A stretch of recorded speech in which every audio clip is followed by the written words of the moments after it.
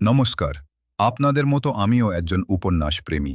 আজ আমি আপনাদের জন্য নিয়ে এসেছি মতি নন্দীর রচিত বিখ্যাত উপন্যাস কোনি। আপনাদের যদি উপন্যাসটি শুনে ভালো লাগে তাহলে অবশ্যই একটা লাইক, কমেন্ট এবং শেয়ার করবেন। গঙ্গায় একটা আম ভেসে চলেছে ভাটা টানে। তিনজন সাঁতরাচ্ছে সেটাকে পাবার জন্য। কোমর জলে দাঁড়িয়ে ২-৩টি বছর ১৪-১৫ ওর ছেলে জল থাবড়ে হইচি করে ওদের তাতিয়ে তুলছে। সমানে সমানে ওরা যাচ্ছে, মাথা তিনটে দুধারে নাড়াতে নাড়াতে, কোনুই না ভেঙে সোজা হাত বৈঠার মতো চালিয়ে ওরা আমটাকে তাড়া করেছে। হঠাৎ ওদের একজন একটু একটু করে এগিয়ে যেতে শুরু করল, অন্য দুজনকে পিছনে ফেলে। তখন চিৎকার উঠল, কো ও ও নি, কো ও ও ও নি। পিছিয়ে পড়া দুজনও গতি বাড়াল। আমটা প্রায় প্রথম ছেলেটির মুঠোয় এসে গেছে। হঠাৎ সে থমকে গেল। হাত ছুঁটছে কিন্তু এগুল না। বার দুয়েক তার মাথাটা জলে ডুবল। তারপর সে রাগে চিৎকার করে ঘুরে গিয়ে লাথি ছুড়ল। ততক্ষণে পেছন থেকে একজন ওকে অতিক্রম করে আমটা ধরে ফেলেছে। পা টেনে ধরেছিল। বিষ্ণুধর বলল। লোকটি হেসে চশমাটা খুলে ঝোলায় রাখল। ঘাটের বাইরের দিকে সেখানে কয়েকজন উড়িয়া ব্রাহ্মণদের একজনের কাছে ঝোলাটা রেখে এসে লোকটি অতি সাবধানে সিঁড়ি দিয়ে নামতে লাগল। চশমা ছাড়া, মনে হচ্ছে লোকটি যেন অন্ধ। জলের কিনারে কাদার ওপর তখন মারামারি হচ্ছে, একজনের সঙ্গে দুজনের। কাদা ছিটকচ্ছে। লোকেরা বিরক্ত হয়ে গজগজ করতে করতে সরে গেল। ২-৩টে ছেলে ওদের চারপাশে ঘুরে ঘুরে উৎসাহ দিয়ে যাচ্ছে। ঠিক হ্যায়, চালা, আরও জোরে। পা থেকে মাথার চুল কাদায় লেপা কঞ্চির মতো সরু চেহারাটা, তার লম্বা হাত দুটো এলোপাথারি ডাইনে বানে ঘোরাচ্ছে। অন্য দুজন সেই বিপজ্জনক বৃত্তের বাইরে কুঁজো হয়ে তা খুঁজছে। ফাইট কোনি ফাইট, চালিয়ে যা বক্সিং। দুজনের একজন পেছন থেকে ঝাঁপিয়ে পড়ল ওর ওপর। পড়ে গেল দুজনেই। আই আই ভাদু, চুল টানবি না কোনির, তাহলে কিন্তু আমরা আর চুপ করে থাকব না। কোনির পিঠের উপর বসা ভাদু চুল ছেড়ে দিয়ে দুহাতে কোনির মাথা ধরে কাঁদায় মুখটা ঘষে দেবার চেষ্টা করতে লাগল। কোনি পা ছুটল, কোমরে চাট দিয়ে উঠবার চেষ্টা করল। তারপর ঝটকা দিয়ে ভাদুর ডান হাতটা মুখের কাছে টেনে নিয়ে এসে কামড়ে ধরল দুটো আঙ্গুল। চিৎকার করে ভাদু লাফিয়ে উঠল। সঙ্গে সঙ্গে কোনি উঠে দাঁড়িয়ে ভাদুর উপর ঝাঁপিয়ে পড়ল। খুবলে নোব তোর চোখ, বার কর আম। আমাকে চোবানো, পুঁতে রাখব তোকে গঙ্গামাটিতে। হয় আম দিবি নয় চোখ নব। দুহাতের 10টা আঙ্গুল ঈগলের মতো বেঁকিয়ে চিত হয়ে পড়া ভাদুর চোখের সামনে কোণ এগিয়ে আনতেই দুটি ছেলে ওকে ঢেলে সরিয়ে আনল। ছেড়ে দে চণ্ডু, হাত ছাড় কান্তি। শোধ নিয়ে ছাড়ব। আমাকে চোবানো। কোনির ঠোঁটের কোণে ফেনা, সামনে দাঁত হিংস্রভাবে বেরিয়ে রয়েছে। হিলহিলে লম্বা দেহটা সামনে পেছনে দুলছে কেউটের ফনার মতো। এই ভাদু ও আমকনির। বার করে দে, নয়তো সত্যিই চোখ তুলে নেবে কিন্তু। ভাদু ডান হাতটা চোখের সামনে ধরে দেখছিল। শিউরে উঠে বলল, রক্ত বেরোচ্ছে। দাঁত বসিয়ে গতত করে দিয়েছে। কোনির হাত ছেড়ে দিয়ে কান্তি এগিয়ে এসে ভাদুর প্যান্টের পকেটে হাত ঢোকাল। কয়েকটা কাঁচা আম বের করে বটটি বেছে নিয়ে কোনির দিকে ছুড়ে দিল। লুফে নিয়েই কোনি কামড় বসাল এবং সঙ্গে সঙ্গে বিকৃত মুখে বলল, কি টক রে বাবা, মা গঙ্গাকে এমন আমও খেতে দেয়। আমটা জলে ছুড়ে দিয়ে সে মুখ থেকে ছিঁড়বে ফেলতে ফেলতে ভাদুর কাছে এল। দেখি তো কেমন গর্ত হয়েছে। ভাগ, কিছুই হয়নি। নাম নাম জলে নাম। যেমন কাজ করেছিস তেমনি ফল পেয়েছিস। আমাকে রাগালে কি হয়, এবার বুঝলি তো। কয়েকটি ডুব দিয়ে লোকটি কোমর জোরে দাঁড়িয়ে গামছা ঘষছিল পিঠে। কানে এলো পাশের এক বৃদ্ধের আপন মনের গজগজানি। জ্বালিয়ে মারে হতভাগারা। গঙ্গার ঘাটটাকে নোংরা করে রেখেছে হাঁ ঘরে হাঁ ভাতের দল। মা গঙ্গাকে উৎসর্গ করা আমি রাস্তায় বসে বেচবে। জুটেছে আবার এক মেয়ে মদ্দানি বাপমা ও কিছু বলে না। লোকটি আবার ডুব দিতে যাচ্ছিল, থেমে গিয়ে বৃদ্ধির দিকে তাকাল। মেয়ে মদ্দানিটা কে? কে আবার দেখতে পানি, চোখ তো একজোড়া রয়েছে। লোকটি মুখ ফিরিয়ে অন্য দিকে তাকাল। চশমা ছাড়া ঝাপসাভাবে দেখল ভাদুর হাত ধরে কোনি টানাটানি করছে। কাদা মাখা কোনির মধ্য দিয়ে একবার একটি মেয়ে ফুটে ফুটে উঠছে যেন। ঘর পর্যন্ত ছাটা কাদামাখা চুল মাথায় বসে। প্যান্টে গোঁজা গেঞ্জি শরীরের সঙ্গে লেপ্টে দ্বিতীয় পরত চামড়া হয়ে আছে। দীর্ঘ সরু দেহ, সরু পা, সরু হাত। লোকটি ঠাউর করতে পারছে না কোনি ছেলে কি মেয়ে। দুটো ঢেউ পর পর লোকটিকে ধাক্কা দিল। বিষ্ণুধর জলে নেমেছে। আচ্ছা, শরীরটাকে চাকর বানানো সেটা কি ব্যাপার?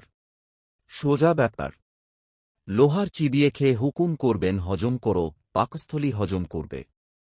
বলবেন 5 মাইল হাতেই নিয়ে চলো, পা জোড়া অমনি পৌঁছে দেবে। সব হল গাছের ডাল ধরে ভুলবেন, হাত দুটো আপনাকে ঝুলিয়ে রেখে দেবে। এইসব আর কি? লোকটি জল থেকে উঠে আলতোভাবে মাটির উপর দিয়ে হেঁটে সিঁড়িতে দাঁড়াল। ভিজে গামছাটা নিন্দে পায়ে লাগা মাটি ধুয়ে গঙ্গার দিকে তাকাল। ঝাপসাভাবে দেখল পাড়ের কাছে জলে কিলবেল করছে মানুষ। তার মধ্যে কোনিকে চিনে নেওয়া সম্ভব হল না।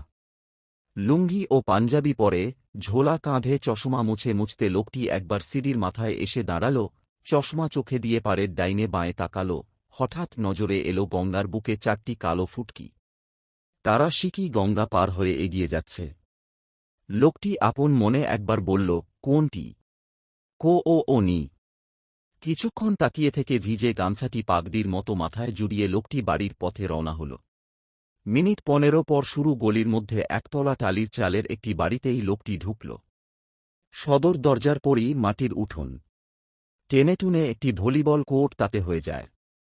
লঙ্কা, পেঁপে, জবা থেকে চাল কুমড়া পর্যন্ত উঠোনটা নানান গাছে দখল হয়ে আছে।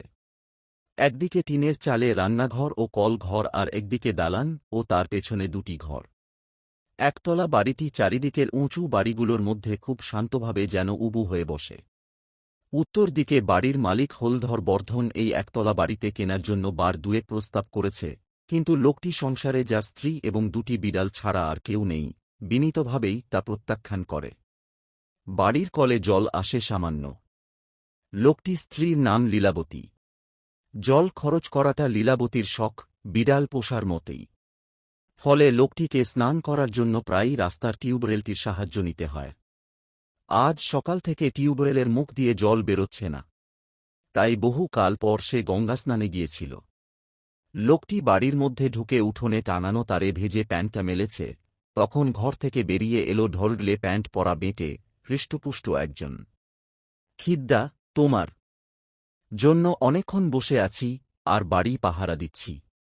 দোকান থেকে কে বৌদিকে ডাকতে এসেছিল, আসছে বলে সেই যে গেছে। ভেলো, চটপট একটু চা বানা দেখি। বৌদি যদি এসে পড়ে।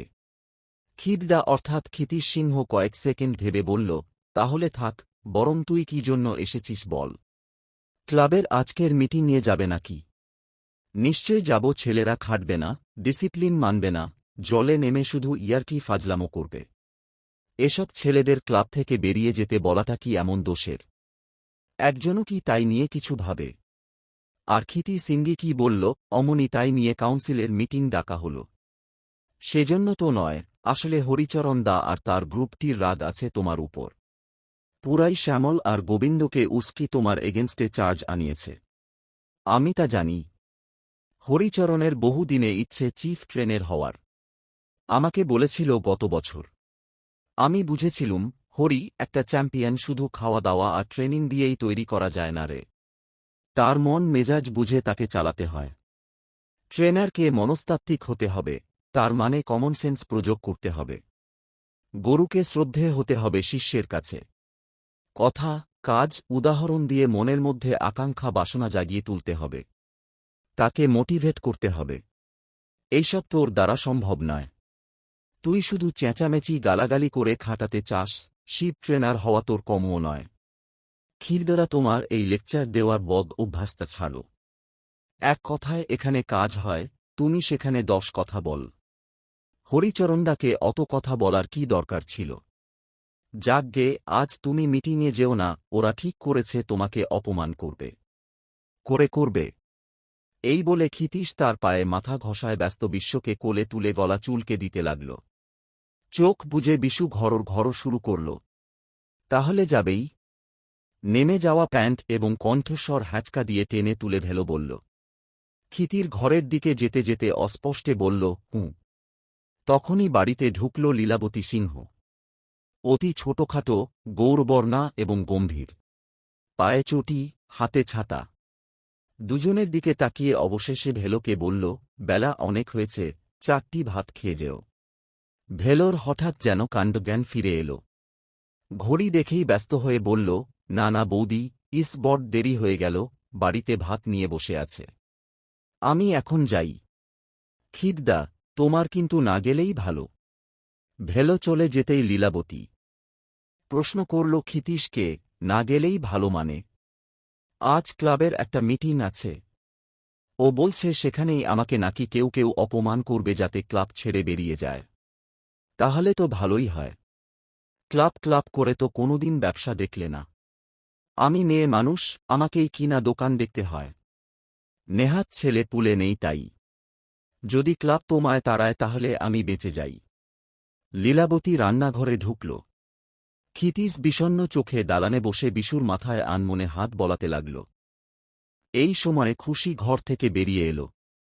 ডন দিয়ে হাই তুলে ধীরে ধীরে সে চামরের মতো কালো লেজটি উঁচিয়ে রান্নাঘরের দিকে গেল ক্ষিতীশের দিকে একবার আর চোখে তাকিয়ে। কই আসো। রান্নাঘর থেকে ডাক এল। ক্ষিতীশ অস্বাভাবিক গম্ভীর মুখে গিয়ে ভাত খেতে বসল। খাওয়ার আয়োজন সামান্য। রান্না হয় কুকারে। প্রায় সবই সিদ্ধ। এটা খরচ, সময় ও শ্রম সংক্ষেপের জন্য নয়। ক্ষিতীশ বিশ্বাস করে, বাঙালিয়ানা রান্নায় স্বাস্থ্য রক্ষা চলে না। এতে পেটের 12টা বাজিয়ে দেয়। সেই জন্যই বাঙালিরা শরীরে তাগদ পায় না, কোনো খেলাতেই বেশি উঁচুতে উঠতে পারে না। খাদ্যপ্রাণ যথাসম্ভব অটুট থাকে সিদ্ধ করে খেলে, এবং সর্বাধিক প্রোটিন ও ভিটামিন পাওয়া যায় এমন খাদ্যে খাওয়া উচিত। প্রথম দিকে লীলাবতী বিদ্রোহী হয়েছিল সর্ষে বাটা, শুকনো লঙ্কা বাটা, 5 ফোড়ন, জিরে, ধনে প্রভৃতি বস্তুগুলি রান্নায় ব্যবহারের সুযোগ হারিয়ে। তুমুল ঝগড়া এবং 3 দিন অনশন সত্যাগ্রহেও কাজ হয়নি। ক্ষিতীশ তার সিদ্ধান্তে গোয়ারের মতো অটল থাকে। তার এক কথা, শরীরে নাম মহাশয় যা সহাবে তাই সয়। অবশেষে লীলাবতী সপ্তাহে একদিন সর্ষে ও লঙ্কা বাটা ব্যবহারের অনুভূতি পায়, শুধুমাত্র নিচের খাবারের জন্য। ক্ষিতীশ কখনো যজ্ঞী বাড়ির নিমন্ত্রণে যায় না। ক্লাবের ছেলে মেয়েদের সে প্রায়ই শোনায়। ডাক্তার রাই বলতেন, বিয়ে বাড়ির একটা নেমন্তন্ন খাওয়া মানে এক বছরের আজু কমে যাওয়া। বড খাঁটি কথা বলে গেছেন। ক্ষিতীশ কথা না বলে খাওয়া শেষ করল। ও যে রাগ করেছে ইরাবতী বুঝতে পেরেছে। বলল, ক্লাব থেকে তাড়াবে কেন? কি দোষ করলে? ক্ষিতীশ পাল্টা প্রশ্ন করল, তুমি এখন আবার দোকানে গেছিলে কেন? গ্রে স্ট্রিটে ট্রাম লাইন ঘেঁষে একফালি ঘরে দোকানটি। নাম প্রজাপতি। আগে নাম ছিল সিনহা টেলারিং। 2টি দর্জিতে জামা প্যান্ট তৈরি করত, আর দেয়াল আলমারিতে ছিল কিছু সিনথেটিক কাপড়। ক্ষিতীশ তখন দোকান চালাত। দিনে 2 ঘণ্টা ও দোকানে বসত না। দুপুর বাদে তাকে সর্বদাই পাওয়া যেত জুপিটার সুইমিং ক্লাবে। তারপর একদিন সে আবিষ্কার করল আলমারির কাপড় অর্ধেকেরও বেশি অদৃশ্য হয়েছে, দোকানের ভাড়া 4 মাস বাকি এবং লাভের বদলে লোকসান শুরু হয়েছে। তখনই লীলাবতী হস্তক্ষেপ করে দোকানে দায়িত্ব নেয়। টেলারিং ডিপ্লোমা পাওয়া 2টি মহিলাকে নিয়ে সে দোকানটিকে ঠেলে সাজাই নিজের গহনা বাধা দিয়ে। নাম দেয় প্রজাপতি। পুরুষদের পোশাক তৈরি বন্ধ করে দিয়ে শুধুমাত্র মেয়েদের এবং বাচ্চাদের পোশাক তৈরি করে। দোকানে পুরুষ কর্মচারী নেই এবং 4 বছরের মধ্যে প্রজাপতি ডানা মেলে দিয়েছে। আগে 3 দিনের ব্লাউজ তৈরি করে দেওয়া হতো, এখন 10 দিনের আগে সম্ভব হচ্ছে না। ইরাবতী তার গহনাগুলির অর্ধেকই ফিরিয়ে এনেছে। এখন তো আর জায়গায় কুলো না, তাই বড় ঘর খুঁজছি। হাতিবাগানের মোড়ে একটা খোঁজ পাওয়া গেছে। আমাদেরই এক খদ্দেরের বাড়ি। বাড়ির গিন্নি এসেছিল মেয়ের ফ্রক করাতে, তাই গেছিলুম কথা বলতে। ইরাবতী থালাটা টেনে নিয়ে তাতে ভাত বেড়ে ডাল মাখতে মাখতে বলল। ক্ষিতীশের প্রবল আপত্তি ছিল তার খাওয়া থালায় লীলাবতীর খাওয়ায়। আনহাইজেনিক। এইসব ও সংস্কার এই বাঙালি জাতটা গোল্লায় গেল, এই বলে ক্ষিতীশ তর্ক শুরু করেছিল। কিন্তু লীলাবতী যখন অতিরিক্ত ঠান্ডা স্বরে বলল, এটা আমার ব্যাপার, মাথা ঘামিও না। তখন মুহূর্তে বুঝে যায় আর কথা বাড়ালে তাকেই বলে যেতে হবে। তবে ক্ষিতিশ তার প্রতিবাদ জানিয়ে যাচ্ছে। লীলাবতীর খাওয়ার সময় তাই কখনও এসে সামনে থাকে না। শোবার ঘরের দেওয়ালে ক্ষিতীশের বাবা মা, ধ্যানমগ্ন মহাদেব, কুরুক্ষেত্রে অর্জুনের স্বার্থী শ্রীকৃষ্ণ এবং ম্যাগাজিন থেকে কেটে বাঁধানো মেডেল গলায় ডন সোলান্ডার ও ভিক্টরি স্ট্যান্ডে দুহাত তুলে দাঁড়ানো ডন ফ্রেজারের ছবি পাশাপাশি টানানো। এছাড়া আছে সাধারণত যা থাকে, খাট, আলমারি, বাক্স, আলনা এবং টুকিটাকি সাংসারিক জিনিস। পাশের ঘরে বই, ম্যাগাজিন, একটা তকপোষ এবং তার নিচে ট্রেনিংয়ের জন্য রবারের দড়ি, স্প্রিং, লোহা ছাড়া আর কিছু নেই। এই ঘরে ক্ষিতীশ দুপুরে 1 ঘণ্টা ঘুমাই। পাখা নেই, বিছানা নেই। ওর মতে চ্যাম্পিয়ন হতে গেলে শিষ্যকেই নয়, গুরুকেও কঠোর জীবন যাপন করতে হবে। অবশ্য তার কোনো শিষ্য নেই। তক্তপোষে শুয়ে চোখ বুজে ক্ষিতীশ দীর্ঘশ্বাস ফেলল। শিষ্য কোথায়? ঘুম আসা ঠিক আগের মুহূর্তে ক্ষিতীশের আবছায়া চেতনায় ফুটে উঠল লম্বা দুটো হাত বৈঠার মতো গঙ্গার জ্বলে উঠছে আর পড়ছে।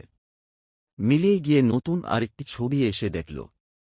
ফনা তোলা কেউটের মতো হিল হিলে কাঁদায় লেপা সরু একটা দেহ। লম্বা লম্বা হাত এলো পাথারি ডাইনে বাঁয়ে ঘোরাচ্ছে। ফাইট কোনি, ফাইট। ঘুমিয়ে পড়ার আগে ক্ষিতীশ অকারণে অস্ফুটে করল কো ও নি। সম্ভবত নামটা তার ভালো লেগেছে।